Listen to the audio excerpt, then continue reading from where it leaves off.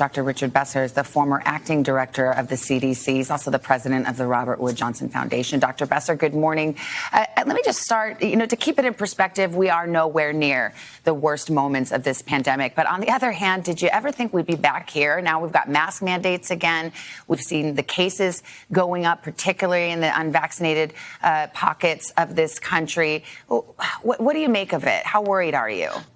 Yeah, I mean, Savannah, this does not surprise me. The pandemic is far from over. Until it's controlled across the United States and around the globe, we're going to continue to see new variants emerge. And what we're seeing with the Delta variant is that while it's not more severe than the strain that had circulated here before, it spreads more easily. So in pockets of our country, and there are lots of them, where vaccine rates are really low, we're going to see it continue to spread. We're going to see it continue to affect younger people, because younger people, there's a higher rate of not being vaccinated, and we're going to see stress on our system. So seeing some of these recommendations coming back on board in places that are getting slammed by COVID, that doesn't surprise me. I think we're going to see that in other parts of the country. Well, can we talk about Los Angeles? Because I'm sure this is confusing to a lot of folks. I mean, even the vaccinated are being asked to wear a mask indoors.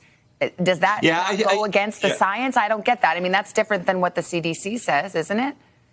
I see that as an implementation tool. So they're asking people who are fully vaccinated, who are protected, to wear masks, to sacrifice and do that so that they can ensure that people who are not vaccinated are wearing masks. In a restaurant, in an indoor venue, you can't tell looking at someone whether they're vaccinated or not. And, we get vaccinated to protect ourselves, but we also do it to protect those who can't be vaccinated. So children, those under 12, those with immune problems. And if you want to ensure that you are creating a safe space for everyone, you're seeing in LA, they're asking people who are protected, who are wearing masks, sorry about that, you're going to have to sacrifice and wear a mask until we get this under control. Let's talk about little kids. You're a pediatrician. We just learned that it's going to be a few months longer before the vaccine is approved for those under 12. How worried are you about that?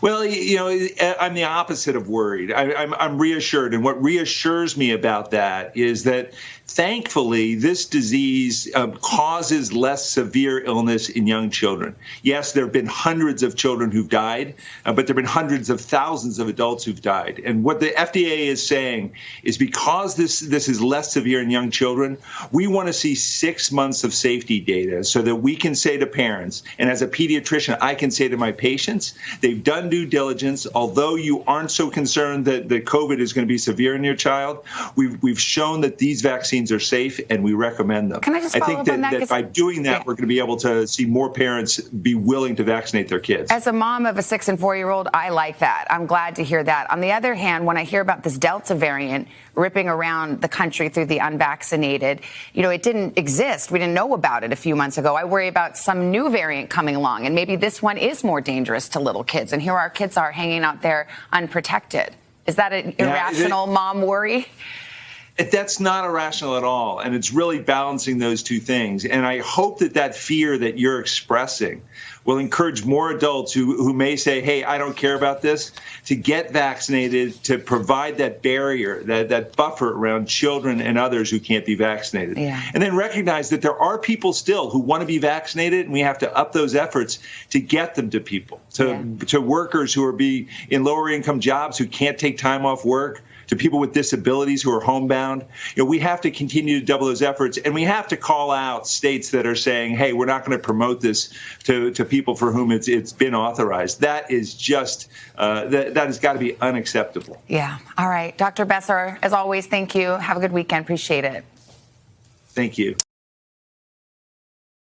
Hey, thanks for watching our YouTube channel. Find your favorite recipes, celebrity interviews, uplifting stories, shop our favorite deals, and so much more with the Today app. Download it now.